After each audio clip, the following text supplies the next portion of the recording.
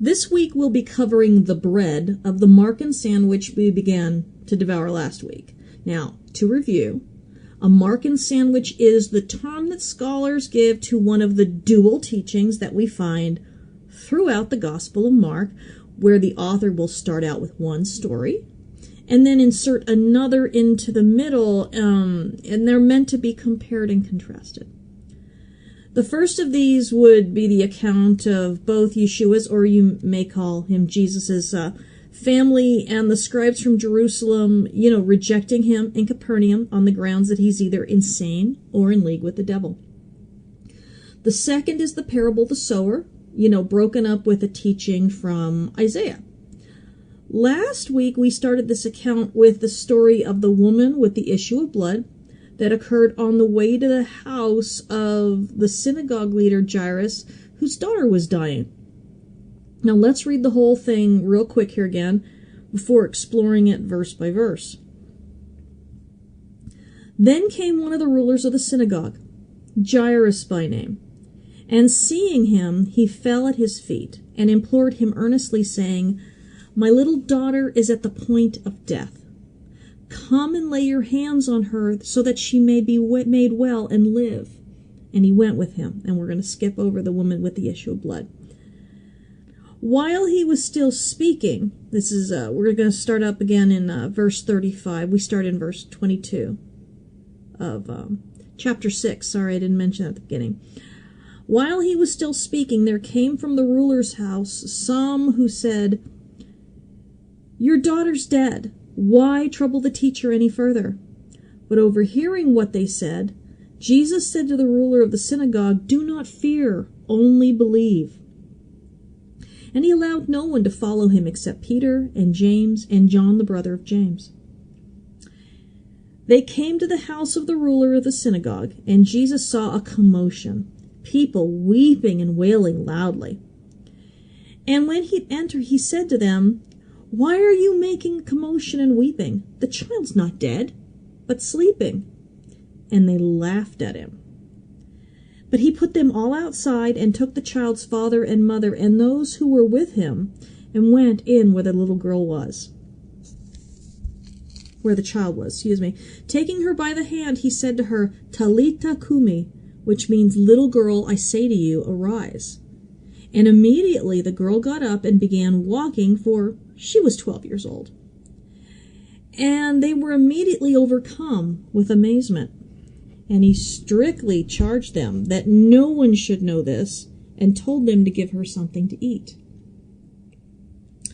Hi, I am Tyler Dawn Rosenquist, and welcome to Character in Context, where I teach the historical and ancient sociological context of Scripture with an eye to developing the character of the Messiah. If you prefer written material, I have 5 years' worth of blog at theancientbridge.com, as well as my 6 books available on Amazon, including a 4-volume curriculum series dedicated to teaching scriptural context in a way that even kids can understand it. It's called Context for Kids. And I have 2 video channels on YouTube with free Bible teachings for both adults and kids. You can find the link for those on my website. Past broadcasts of this program can be found at characterincontext.podbean.com, and transcripts can be had for most broadcasts at theancientbridge.com. All scripture this week comes courtesy of the ESV, the English Standard Version, but you can follow along with whatever Bible you want. A list of my resources can be found attached to the transcript for part 2 of this series at theancientbridge.com. I did add a new book to the list this week, and we will start out by talking about it. It's by a scholar named Sun Huang Hefam, and it is called Mourning in the Ancient Near East in the Hebrew Bible. Now, she's Christian, and this book was her doctoral dissertation. Her story is just incredibly compelling. Vietnamese by birth, she and her husband, who was interned at a re-education camp for 3 years, were later able to emigrate to the United States. She was one of 7 children raised by this courageous woman who, at the age of 38, was widowed and left to raise her large brood on her own. Now, this is a woman well acquainted with the concept of mourning, and her scholarship on the Book of Lamentations is just impeccable. Expensive, but if you want to learn about mourning, this is the book, and fortunately my copy was a very generous gift. Alright, let's look at some ancient mourning text before we head into talking about the account with Jairus. Now this one's from Babylon, The Curse of Agade. This was written sometime between 2200 and 2000 before the Common Era. Okay. The old women who survived those days, the old men who survived those days, and the chief lamentation singer who survived those years set up the 7 balaj drums as if they stood at the horizon, and together with the drums made them resound to Enlil like Ikur for 7 days and 7 nights. The old women did not restrain their cry, "Alas for my city!" The old men did not restrain the cry, "Alas for its people!" The lamentation singer did not restrain the cry, "Alas for the Ikur!" The young women did not restrain from tearing their hair. Its young men did not restrain from sharpening their knives. Now her commentary reads, 7 days and 7 nights mark the ritual period of mourning during which people lament loudly, tearing their hair and cutting themselves with sharp knives. Several groups of people take turns lamenting. The chief lamentation singer, the old women, the old men. Musical instruments accompanied the loud wailing. Now I won't read from the Epic of Gilgamesh, which was written during the 2nd millennium before the Common Era, but I will read her commentary on it. When his younger friend Enkidu dies, Gilgamesh covers the face of his friend and weeps aloud, calling the elders, the wailing women, and the people of Uruk to lament. He walks back and forth in front of the dead body, pulling out his hair and tearing off his clothes.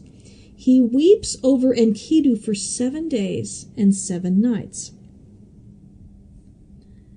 The poems about Baal and Anat are also from the 2nd millennium before the Common Era, and this is from the Ugaritic Baal epic.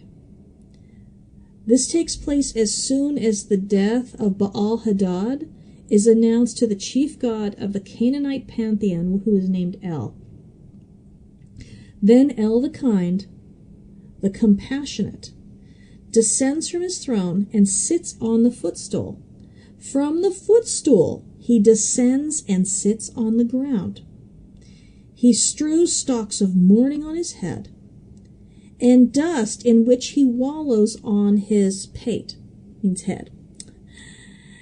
His clothing he tears down to the loincloth.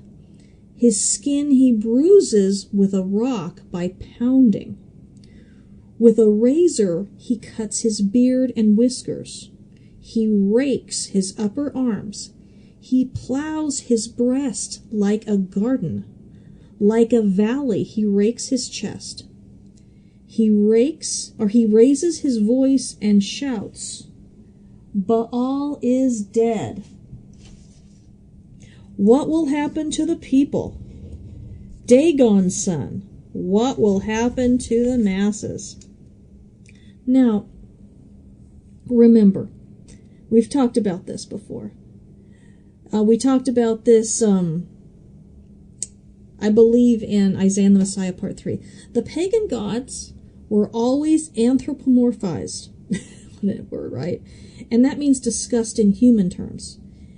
Far more than Yahweh was in the Bible, although he is anthropomorphized a lot, but not nearly as much. They don't talk about him like he actually was a person, but they use metaphors. Now, the false gods are always portrayed as actual flesh and blood beings with lives that parallel humans. And so it's fitting that they would mourn in the same way that humans do. Now here, Baal-Hadad, the god of rain and storms, the son of Dagon, who is the grain god, he's died, and the chief of gods honors him by mourning him. And by the way, Baal-Hadad is the one called Baal in the Hebrew scriptures, all right? They don't give his full name, but it's Baal-Hadad. And he's the god of rain and storms. Now, we see a few negative Torah commandments being highlighted in all of the above accounts. We have the cutting yourself for the dead, shaving for the dead. But we see rituals that are carried out in the Bible for mourning which are not forbidden, all right? Sitting on the ground, tearing clothes, which is only forbidden for the high priest, all right? Placing dirt or ashes on one's head, weeping and wailing, professional mourners, accompanied by instruments. Proof that not everything the pagans did was bad. You know, a lot of things are simply cultural, and I actually wrote a blog about that a number of years ago that I will link to the transcript when I put it up on my blog. We have to make sure to be careful to know the difference between being anti-idolatry and anti-cultural. Sometimes the culture is neutral or beneficial, and sometimes it's bad. Discernment's required. Okay, now that we've gone through all that, let's go through this week's scripture, and we're starting in verse 22, and I know I told you chapter 6, and that's wrong. It's chapter 5. Then came one of the rulers of the synagogue, Jairus by name, and seeing him, he fell at his feet. Okay, now, if we were going to go way too far with this verse, we would accuse Jairus of worshiping Yeshua, but this is not the case. Throwing oneself at the feet of another was a common way for a person of lesser authority to petition benefaction from someone of greater authority. In other words, Jairus was following the culturally recognized procedure for asking someone for something. This is straight up patron-client behavior, which I don't think I've taught you guys yet. Although Jairus was an archysynagogos,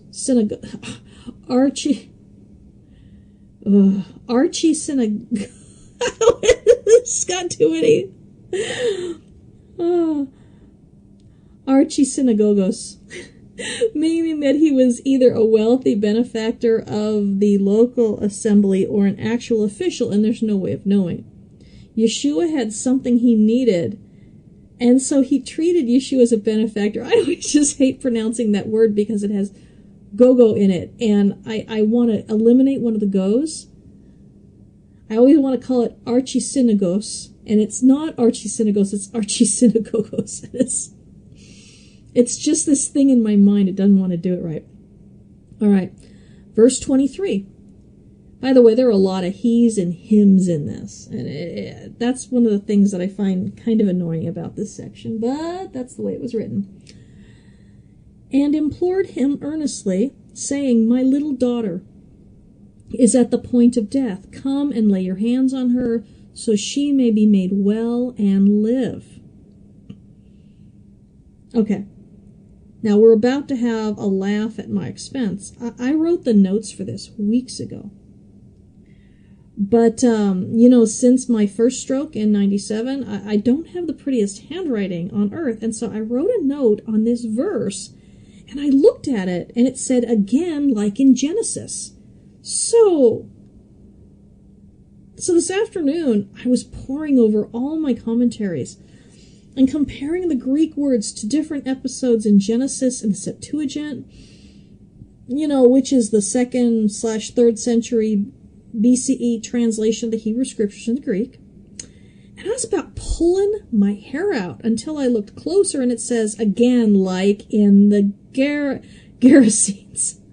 And I remember that I was comparing the language to the lesson from 2 weeks ago with the demon-possessed man in the Gerasenes. Just, wow. All right. So, Verse 6. And when he saw Jesus from afar, he ran and fell down before him. And crying out with a loud voice, he said, What have you to do with me, Jesus, Son of the Most High God? I adjure you by God, do not torment me. Of course, this is an entirely different situation. Instead of a demon-possessed Gentile living among the tombs, now we have a respectable, ruler of the synagogue. But they both rushed to him and fell down before him and cried out to him. And in English, you could assume that the wording is the same in the Greek, but it's not. It's meant to give you the same sense of urgency, of life and death, while showing that the two people and their situations are also very different. Now, what is exactly the same? It's their acknowledgement that Yeshua has the authority that Legion does not want to be faced with, but Jairus, the synagogue leader, does want to take a hold of. Okay, now, the demon-possessed man begged, Please don't use your authority. Whereas Jairus is begging for just the exact opposite. My little daughter is at the point of death. Come lay your hands on her so that she may be made well and live. This is the first mention in the Gospel of Mark about the laying on of hands, which is surprising since he's done so much of it. He's not done so much of it, but he's done so much healing. And, right? So, that's not to say that he hasn't touched people. Don't get me wrong. He touched Peter's mother-in-law, right? He grabbed her hand and he said, rise up. He touched the leper. But laying on hands is different. And we see no response, as we often do, of challenges to his faith or any questioning, Instead, verse 24, and he, Yeshua, went with him. Alrighty then. So, at this point, we're going to skip the story of the woman with the issue of blood, because we covered that last week. Although as we go through, we're going to be forced to compare and contrast the episodes. This is why Mark joined them together in a single narrative. Mark is just deceptively complex. I really think it's the most complex. It's certainly the most important of the synoptic gospels, and the most that's the most important. It is. It's for a lot of reasons. It's the one that the other two were written after, and they depended on the material in Mark. They didn't cover it the same way, but they depended on it. And it's my favorite. It is. Verse 35. While he was still speaking. All right. Remember, we've had this gap, so we've got to take that into account. Speaking to who? He had literally just finished speaking, literally just finished listening to the confession of faith and action of the hemorrhaging woman, and he had replied to her, and this is important. And he said to her, Daughter, your faith has made you well. Go in peace and be healed of your disease. Okay. Notice that, Jairus came to Yeshua about his daughter, whom he was speaking for and petitioning a miracle for. All right? Yes, I just ended a sentence with a preposition. Get over it. Yeshua had just finished healing a woman, bringing her back from social ostracism and a form of living death, who had no one to stand up for her. And so Yeshua claimed her as daughter in front of the crowd. She wasn't identified as a wife, daughter, sister, or anything except according to her disease, all right? She was the ultimate outsider in that community, but Yeshua gave her insider status with him because of her faith. Now, here we have this high-ranking community member pleading for his own daughter, and Yeshua has joined him without so much as a word, but was simply, just delayed along the way. Okay, while he was still speaking, there came from the ruler's house some who said, "Your daughter is dead. Why trouble the teacher any further?"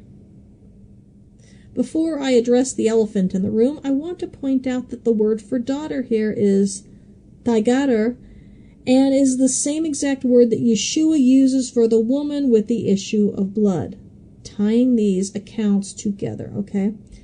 And I know what you're thinking. Awesome bedside manner, you jerks.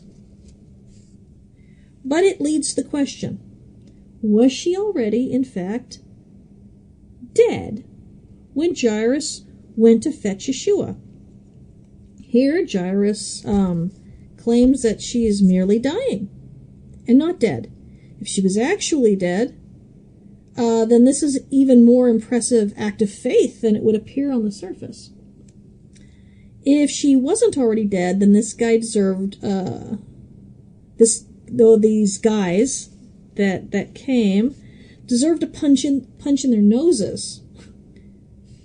As they don't get punched, it could possibly be that Jairus is fully aware that his daughter was dead, but was going to get Yeshua anyway, and maybe exaggerated a bit to get him to come under the auspices of her being only nearly dead, or as Miracle Max would say, mostly dead.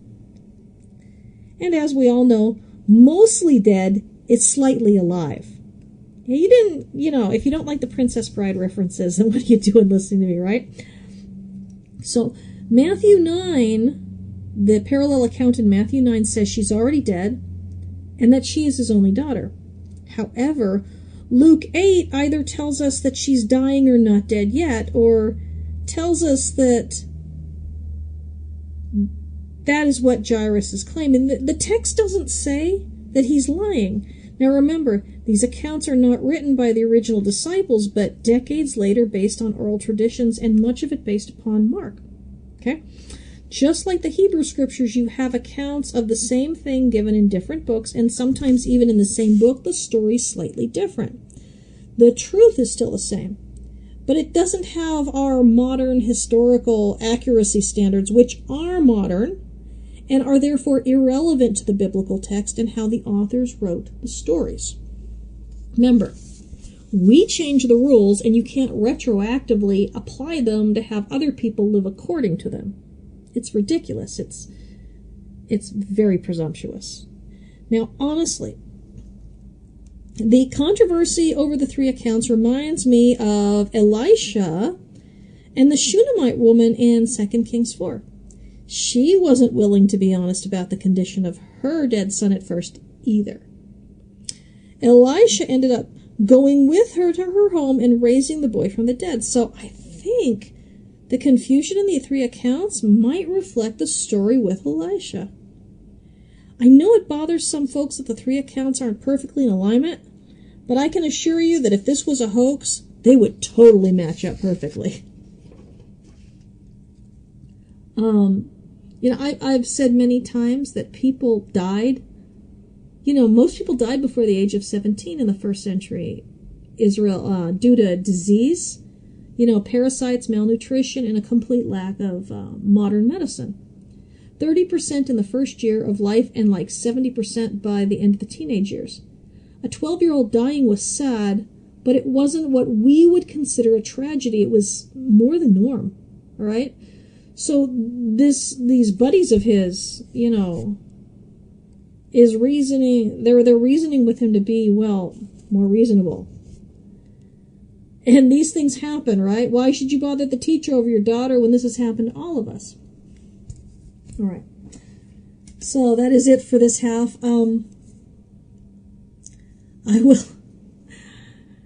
Cultures are really different. Times are different. I'll be back.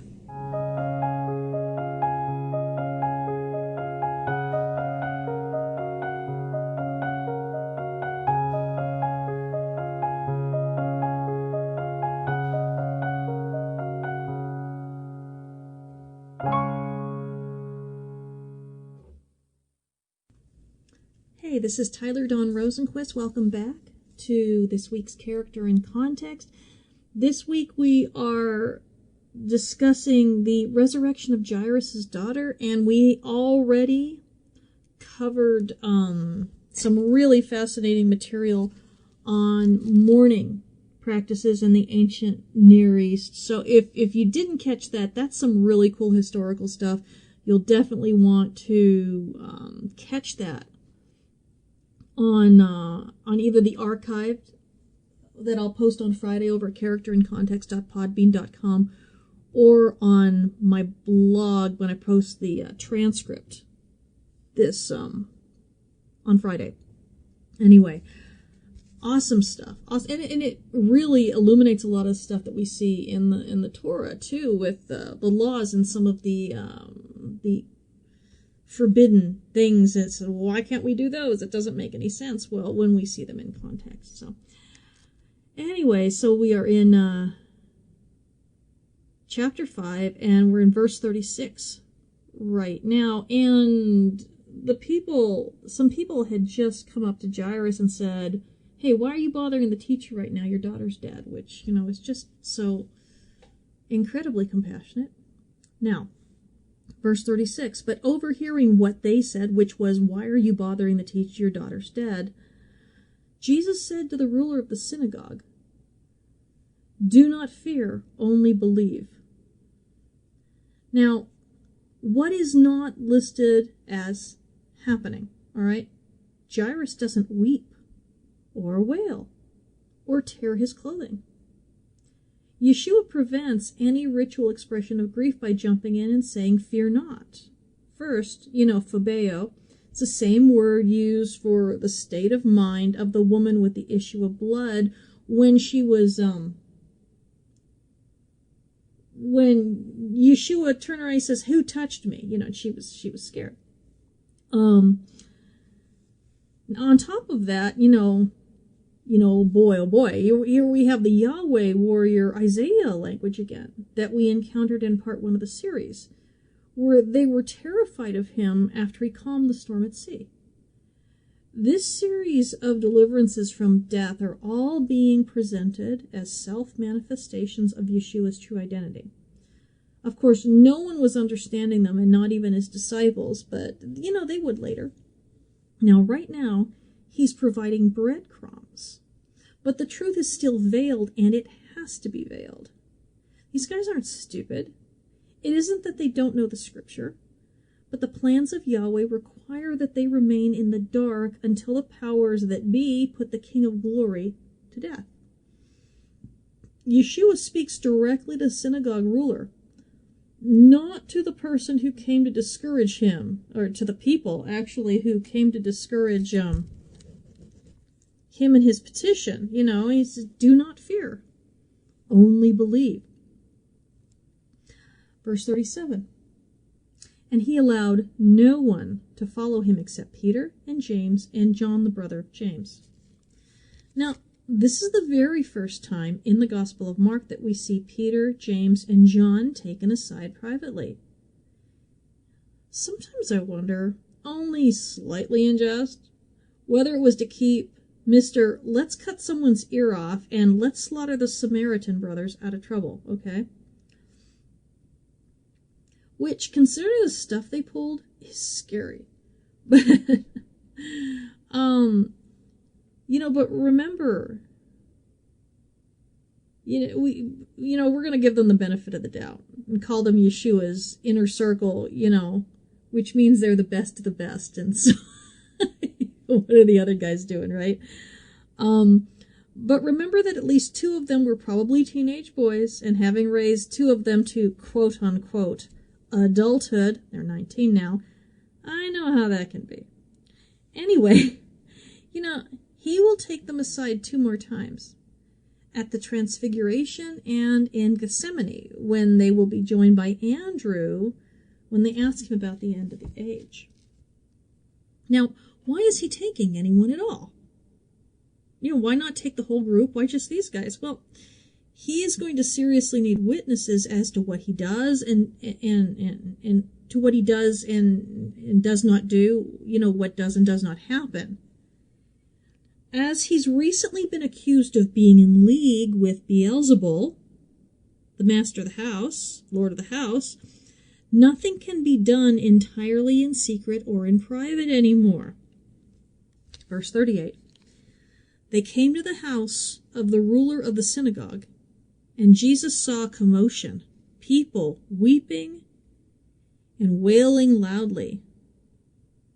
In Sun Huang He Fam's book, she notes that the first part of the mourning ceremony consisted of choral or antiphonal songs performed with clapping. Antiphonal, by the way, means people taking turns, and they kind of answer back and forth. According to the Talmud, even a poor man was required to hire a minimum of 2 flute players and 1 professional mourner for his dead wife. Matthew 9:23, the one of the parallel accounts to this, says that the flute players were already on the scene. And the professional mourners are obviously there in a force in both accounts. Now, how do I know these guys aren't bereaved family members weeping and crying? Well, we'll get to that in a bit here, but it will become painfully obvious. Verse 39, and we're going to do verse 39 and 40 together. And when he had entered, he said to them, "Why are you making a commotion and weeping? The child is not dead, but sleeping." And they laughed at him. So, yeah, not grieving family members. They would have never laughed. Maybe they would have gotten angry at what might be perceived as a cruel joke from a stranger. But only hardened professional mourners are going to burst out laughing when a 12-year-old girl has died. No matter how common such a thing was, it still wasn't funny. Death was an ever-present companion, and I don't think they made a lot of jokes about it the way I see people out there, making jokes about COVID. And I've had to minister to enough families of the dead to know that people who are well acquainted with true grief don't make a lot of jokes about it. It's the people who are far from grief and who are scared of it who make all the jokes. These people were paid professionals. They went from house to house doing this. It was money and not a matter of the heart or an act of compassion. The compassionate ones didn't need to be paid to be there. Rest of verse 40 here. But he put them all outside and took the child's father and mother and those who were with him and went to where the child was. Okay, so the mourners, quote unquote, the mourners, that's kind of ironic, right? Have now been unceremoniously booted out of the home and into the outside courtyard. Excuse me. No doubt outraged that their paying gig has been interrupted. Well, maybe they aren't laughing anymore, or maybe they're laughing even harder that this guy has completely upended tradition. But right now we have Yeshua, Peter, James, John, and the girl's mother and father, and they leave the main room of the home. The rest of the disciples are, somewhere, left behind somewhere. Not Tim LaHaye left behind, but just not included in the party. We do not know, and this is going to be some party, by the way, all of a sudden. And, we do not know if the girl is in a back room or in an upper room, but it would make sense to place a sick child in an upper room, as it was cooler there during the day.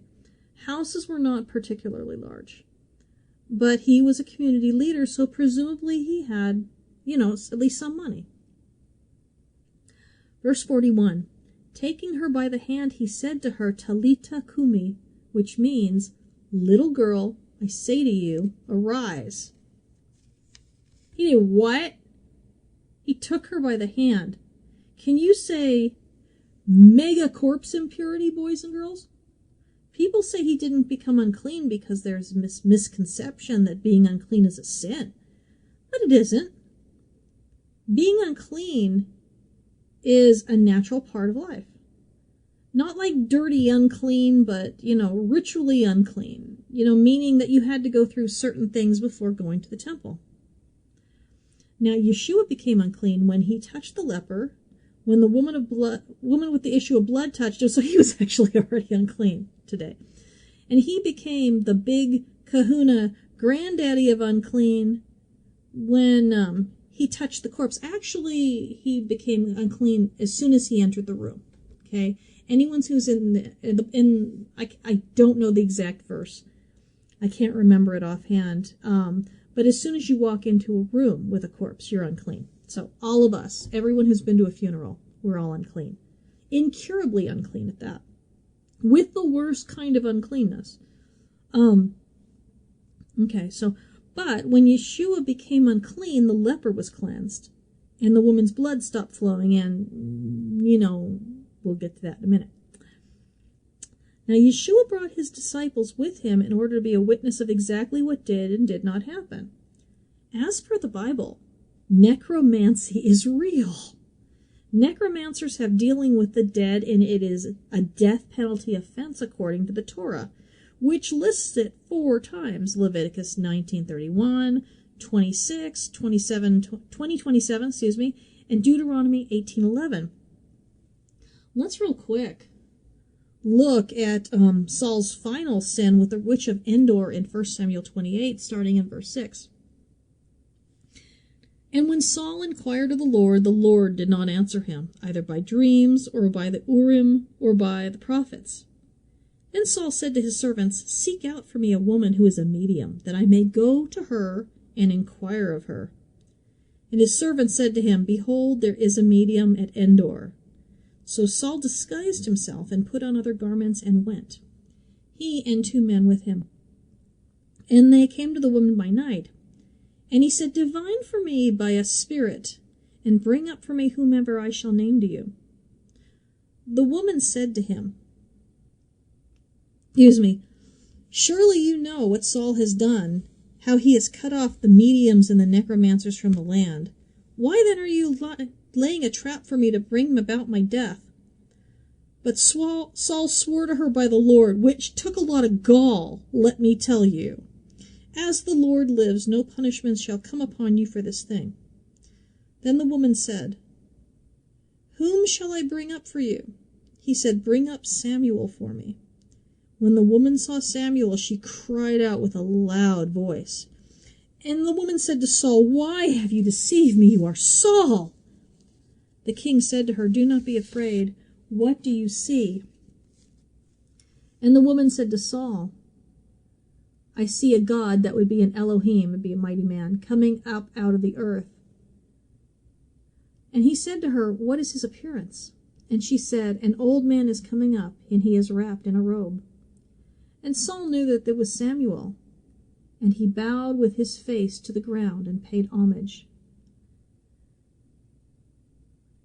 And then Samuel said to Saul, Why have you disturbed me by bringing me up? Saul answered, I am in great distress, for the Philistines are warring against me, and God has turned away from me and answers me no more, either by prophets or by dreams. Gee, I wonder why. Therefore I have summoned you to tell me what I shall do. And Samuel said, Why then do you ask me, since the Lord has turned from you and become your enemy? The Lord has done to you as he spoke by me, for the Lord has torn the kingdom out of your hand and given it to your neighbor David. Because you did not obey the voice of the Lord and did not carry out his fierce wrath against Amalek, therefore the Lord has done this thing to you this day. Moreover, the Lord will give Israel also into the hand of the Philistines. Also with you into the hands of the Philistines, and tomorrow you and your sons shall be with me. The Lord will give the army of Israel also into the hands of the Philistines. So, necromancy was real. And Yeshua ran the real risk of being accused of it here. He brings through witnesses of his own and also has the mom and dad there. Do they record any rituals? Any odd mumbo jumbo? Did he sacrifice a chicken? Does he call upon any angels or demons or false gods? Does he offer a sacrifice right then and there? No. Acting on his own authority, he says, Talitha cum, in Aramaic, which the author translates as little girl, I say to you, egiro. Ooh, it's one of our fun Greek words. The rise up word that is also used for resurrection, and in this case, it's entirely appropriate. It was important to give us the phrase, as is, and to tell us what it means for a number of reasons. One, so we do not think he is calling on a foreign god/demon. Two, so we know these words have a common everyday meaning. And three, we know he's speaking under his own authority. All of these would be needed if there were accusations of necromancy, should word of this miracle get out. Really, the miracle had never been greater, and the stakes had never been higher up to this point. Verse 42. And immediately the girl got up and began walking, for she was 12 years of age. And they were immediately overcome with amazement. Now, this girl wasn't restored the way I was after my recent bout with a nasty non-COVID respiratory virus that had me down for days and unable to do much of anything until I regained my strength. No, because I healed naturally, right? And it took time. But this little gal, she was up and about. No different than Peter's mother-in-law, who'd bounced out of bed and got him some dinner. When Yeshua walked the earth, he wasn't playing, all right? And his faith and authority were absolute. He restored people completely, not only to health, but to service and to community life. Now, how old was she? She was 12. How long had the woman with the issue of blood suffered? 12 long years. This is the third link between the stories that I'm aware of. There are probably more. This is why they're sandwiched together. It's pretty cool. So we have the daughter, we have the 12 years, and we have, I can't remember, but now verse 43. And he strictly charged them that no one should know this, and told them to give her something to eat. Here the similarities end. The woman with the issue of blood was compelled to speak and tell what had happened to her and what she'd done, while, these three, mom, dad, and daughter were strictly charged to silence. And you might be wondering if this, strictly charged is the same angry wording as was used in Yeshua's warning to the leper to be silent, but it isn't, okay? He's not at all angry this time, just very firm. After all, now is not a time for anger, but rejoicing. But why would he swear to them to silence? And what about the Gerasene demoniac? The guy was just flat out told to blab it to the whole Gentile community, and he told everyone in the Decapolis area. There are a number of possibilities. However,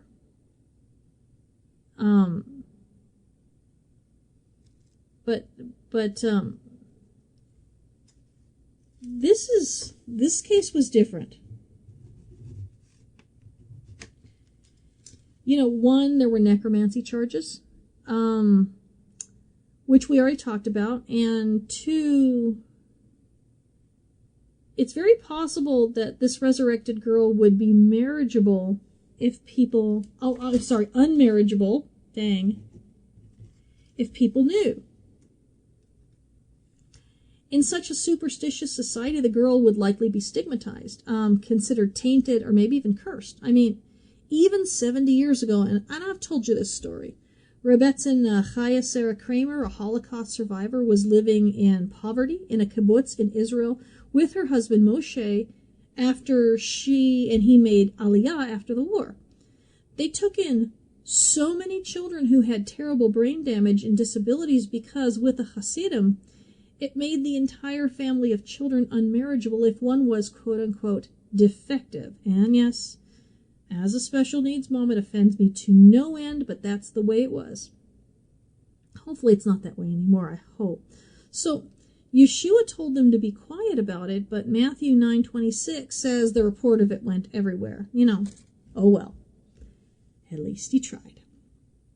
But I want you to notice something. Those shameful, mocking mourners who were an affront to the gravity of the situation. Remember our, insiders and outsiders theme? They were inside when Yeshua got there, but he forced them outside. They didn't get to witness the miracle. They were excluded. They had to settle for being puzzled when the girl was walking about later. And I am hoping that's how the word got out, and that not the parents and the girl blabbed, but, girl was dead, mourners were busy weeping and wailing and playing flutes. Yeshua arrives, tells them she isn't dead, they laugh it up, they get booted out of the house. They probably heard the shouts of joy from the outside shortly thereafter, and the girl was definitely in the synagogue on Sabbath. Not much you can do about keeping the rumors at bay when it really comes down to it. And yet, astoundingly, next week we're going to see him rejected at Nazareth. Oh, shocking. Anyway, I wanted to talk really quick about something that at the time of this recording, which is recording this on the 30th of August, something happened 2 days ago that's just really, really incredibly sad. And the actor Chadwick Boseman, who is our brother in Messiah, he died after a 4-year battle with colon cancer. And there were pictures out of him very, very thin. He never said anything. And I guess, a lot of people thought, well, sometimes these actors, they're going to play someone who's very, very sick or lost a lot of weight. And I think everybody was hoping. I know everyone was hoping. That was what it was. But as I was talking about on social media this morning, the tributes that are coming in and the language that's being used to describe him by unbelievers is full of words from the Sermon on the Mount and full of words from the passage on the fruit of the Spirit. Kind, generous, humble. You're seeing these words that should describe all of us. And the fact they're being used very potentially by people who have never cracked open a Bible, that says a lot about the witness of his life and who he was beyond just being an inspiration to, as a black superhero, to kids who, are used to seeing white superheroes and didn't really feel enormously represented. And Chadwick Boseman, of course, changed that. He played a lot of inspirational black figures, from Jackie Robinson, the movie 42 was really good, to Thurgood Marshall, in Marshall, Supreme Court Justice, first black Supreme Court Justice. And, but we should all strive, most of us aren't ever going to be famous. But to be famous and to have people describe you in those kind of terms that we should all be described in, that's no small thing. And, there's a lot of ways to serve God. But the way that all of us, no matter who we are, if a bunch of people know us or only a few people know us, the way we should always be described is by those terms that you see over and over again in the Beatitudes and the Sermon on the Mount and in the fruit of the Spirit. And everyone can do that. Doesn't matter who you are. It doesn't matter, anything. So, well done, Chadwick. Look forward to seeing you, brother.